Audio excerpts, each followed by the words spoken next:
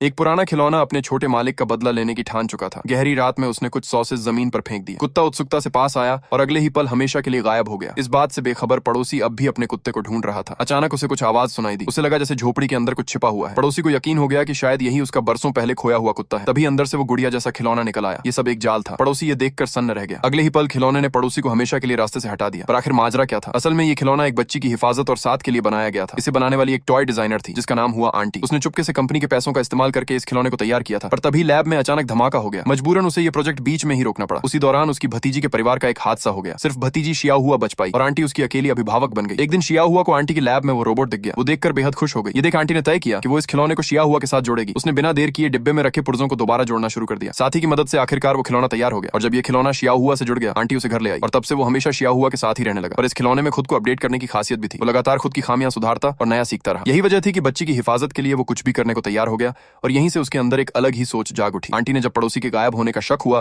तो वो फौरन खिलौने की मेमोरी चेक करने पहुंची। पर तब तक खिलौना खुद वो रिकॉर्डिंग डिलीट कर चुका था। आंटी उसे फौरन लैब में वापस ले जाने लगी। पर तभी कुछ अनहोनी हो गई और खिलौना वहां से भाग निकला। वो सीधा एक गाड़ी में सवार हो गया। उसे अब सिर्फ उस बेवफा आंटी को ढूंढना था जिसने उसे छोड़ दिया था। और जब आंटी नींद में बेसुध थी, खिलौना पहले से ही घर में पियानो बजा रहा था। उसे देखते ही आंटी का खून जम गया। खिलौने ने सफाई दी कि वो सिर्फ शिया हुआ की हिफाजत करना चाहता है। आंटी विरोध करने ही वाली थी कि खिलौने ने उसे मेज पर पटक दिया। तभी उसकी नजर पास रखे एक गिलास पर पड़ी मौका देखकर आंटी ने गिलास उठाया और सीधा उसे दे मारा। गनीमत रही कि खिलौने का दिमाग थोड़ा घूम गया और आंटी वहां से बचकर निकल गई। पर राहत की सांस लेने से पहले ही खिलौना बेरहमी से आंटी की तरफ बढ़ने लगा। उसने एक ही झटके में लोहे का दरवाजा तोड़ दिया ताकि आंटी बच न सके। फिर उसने हाथ में हथौड़ा उठाया और आंटी की तरफ बढ़ा। पर ठीक उसी वक्त शिया हुआ ने मौका पाकर पेचकस उठाया और खिलौने को हमेशा के लिए खत्म कर दिया। अभी वो लोग खुद को सुरक्षित समझ ही रहे थे कि उन्हें नहीं पता था खिलौना पहले ही अपना सारा डेटा एक छोटे रोबोट को भेज चुका था।